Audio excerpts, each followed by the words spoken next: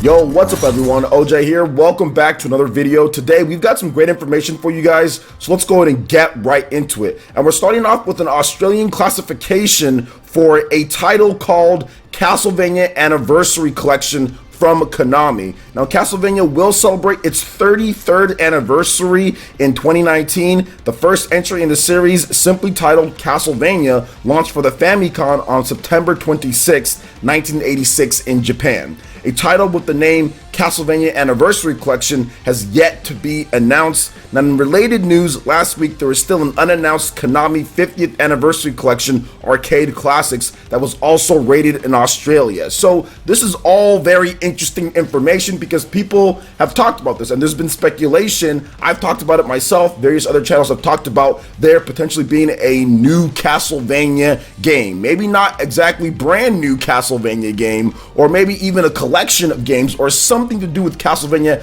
outside of what we saw with the Castlevania Requiem, with the whole Rondo of Blood and Symphony of the Night. And just like it sounds, this could be an anniversary collection of various different games in the Castlevania franchise to celebrate its 33rd anniversary. We could be getting multiple different ones, and maybe they don't have some of the changes. Maybe they're more vanilla ports of what we've seen before in the past, but I would absolutely love if they put together like the DS games, and if they put together the Game Boy Advance games and all of that into a collection for us to play.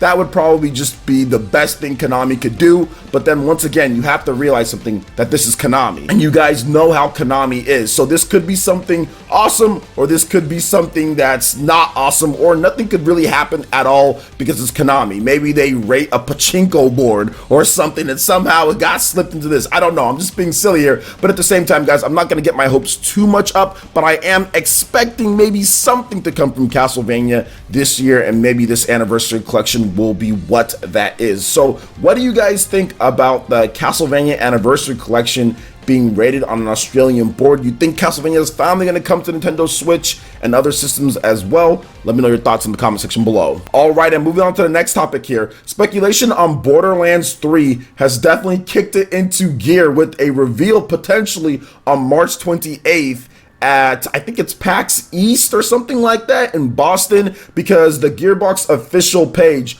all you saw here was in graphics that were very similar to what Borderlands would have, and it says March 28th, Boston, MA. That is definitely PAX East, and people have started to speculate that we are going to see Borderlands revealed there. Now, they've also talked about there being exclusive reveals and different types of games and all sorts of stuff, so that even leads more people to speculate that Borderlands 3 is coming. But for me, it's basically this image right here with those cel-shaded type of graphics, and then saying March 28th. It seems like that Borderlands type of font as well. It just seems like Borderlands 3 could be there. And for those who don't know, I'm actually a huge Borderlands fan myself. I love the first two games. The pre-sequel's not that great, but I still played it. I've always had fun with the Borderlands franchise, so it would be great if Borderlands 3 would be an actual thing and we get some more information, because it's been so many years since Borderlands 2. I think that was, what, 2012 or around that time period. So it's been quite some time since Borderlands 2, and I think that the world, Borderlands fans, we are ready for the next one in the franchise. So what do you guys think about this here with what Gearbox official had to put here with these eyes emojis and everything? Do you guys think that Borderlands 3 will finally be revealed at PAX East, or Borderlands 3 will finally be revealed on March 28th? Let me know your thoughts in the comment section below. All right, and moving on to the next topic here, Hollow Knight Physical Edition has been announced. So Team Cherry and Fangamer have announced a physical edition of Hollow Knight for the PlayStation 4, Nintendo Switch, and PC, which is available for pre-order now at Fangamer for shipments in late May. The standard edition, which is priced at $29 for the PlayStation 4 and the PC, and $34 for the Nintendo Switch, includes a copy of the game, instruction manual, and Hollow Nest fold-out map. So we're definitely getting a little bit of a Switch tax there of $5. Now, there is a collector's edition priced at $64 for the PlayStation 4 and PC, and $69 for the Nintendo Switch. Includes the standard edition content, a gold foil collector's box, Night Brooch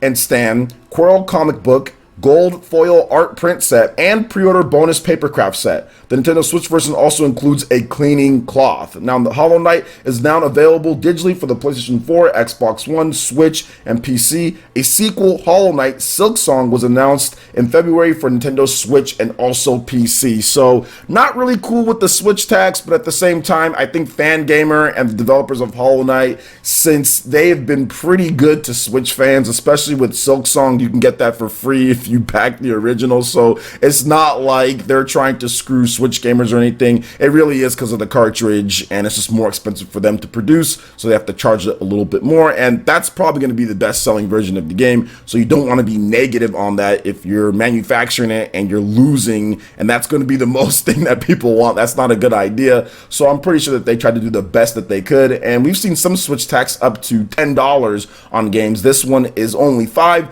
so I'm not going to really fault Team Cherry and Fangamer too much, because I'm pretty sure that they needed to do that in order to at least just break even or make a slight profit just because of the Switch cartridges. And like I said, if you backed Hollow Knight, you still get Silksong on the Nintendo Switch or PC for free. So they've done some good stuff, and Hollow Knight is freaking amazing. So if you want a physical copy of Hollow Knight, definitely make sure you check out the link in the description below. Get yourself the standard or collector's edition of the game. I'll probably go with the standard edition just because I like Hollow Knight. I already have the game. I bought it for $15, but I would love to have the box art and have a physical edition. I love physical edition indie games, and the packaging and stuff that they give you is always just so cool. I love like Dust Elysium Tale. That was great. So what do you guys think about Hollow Knight becoming physical finally at this point on the Nintendo Switch, PS4, and PC? Let me know your thoughts in the comment section below. All right, and moving on to the next topic here, we've got a brand new game announcement. So Craft and Game Union will release turn-based RPG Mistover for Nintendo Switch via the Nintendo Switch eShop and PC via Steam this summer. The developer has announced Mistover will be playable at PAX East 2019 in Boston from March 29th to the 31st. And here's a little bit of an overview of the game. The unexpected appearance of the Vortex, Pillar of Despair, unleashed dreadful creatures that brutally raided the world. Defenseless and vulnerable, mankind was soon on the verge of extinction. When all hope was lost, a miracle happened and the creatures suddenly vanished. Desperate to prevent the next invasion, the survivors created a group called the Corpse that journeys into the vortex from whence the creatures emerged. You will lead the Corpse to reveal the secrets behind the incidents. Will the human race succeed in changing the course of their destiny? So here are some of the key features of the game as well. Contains 40 hours of expeditions in 5 distinct regions. Turn-based RPG with a twist. It can change based on your actions. Maps are always changing. Practice different strategies in order to survive.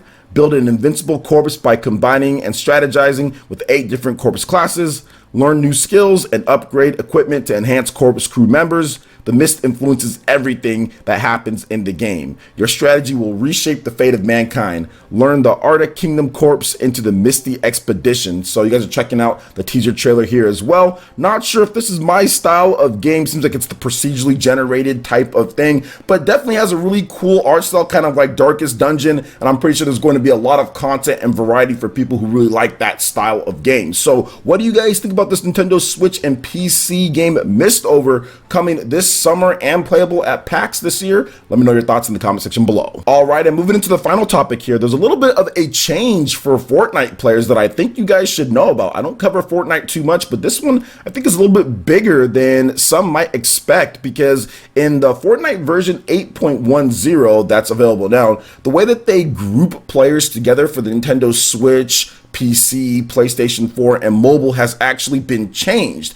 Now, before, Switch players would be grouped up with PlayStation 4 and also with Xbox One users in the matches. But now what they're doing here is that they're grouping in terms of the pools, like any type of player that you can get into, they're grouping the Switch and mobile players into one bracket and PlayStation 4 and Xbox One players into another. And that's definitely going to change up how matches work, win rates, and all of that, because mobile players, they're playing on a phone, right? I mean, they don't have as much control options and everything as a Nintendo Switch player. But I think that the reason why this was even done in the first place is because Xbox One and PlayStation 4, since they're being grouped together, both of those versions run at 60 frames per second, right? They both run at 60 frames per second. I don't think there's any really advantage or disadvantage when it comes to things. Whereas the Switch and the mobile version of the game run at 30 frames per second. So I feel that 60 frames per second players probably probably have an advantage over 30 frames per second players when it comes to it, just being able to react,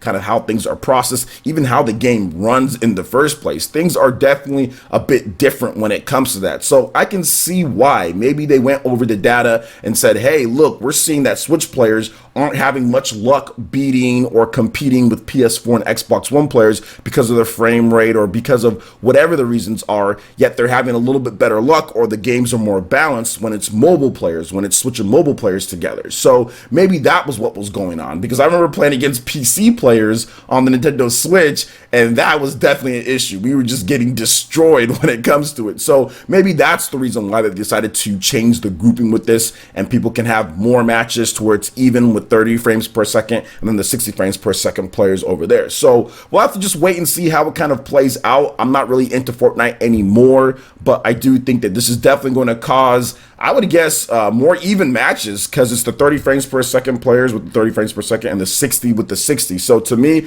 it makes a little bit of sense. But then again, I'm not into Fortnite like the other people are that are playing. And maybe there's some crazy Switch people out there that are out there bopping all the PC or Xbox One and PS4 players. I just don't know on that. I'm just looking at it based on the technical aspects of the game. But we'll have to wait and see how it plays out and what fans have to say with it. So what do you guys think about all the different topics I've discussed here, from the Castlevania Anniversary, Gearbox potentially on Borderlands 3, Hollow Knight, and more? Let me know your thoughts in the comment section below. All right, Ninja, that wraps it up for this video here. Go ahead and check out the links in the description below. We got Facebook and Twitter. Go ahead and give us a like and a follow on our social media. Really helps us spread the content of PlayerEssence across the internet in addition to YouTube. Also, make sure you check out our Patreon, Twitch, and YouTube live gaming pages. Hit that like button if you did like this video. Let me know you guys want more content like this going forward in the future. And subscribe to PlayerEssence for the latest RPG, Japanese, and Nintendo gaming news. Thank you so much for watching, and we'll catch you for the next video. Peace.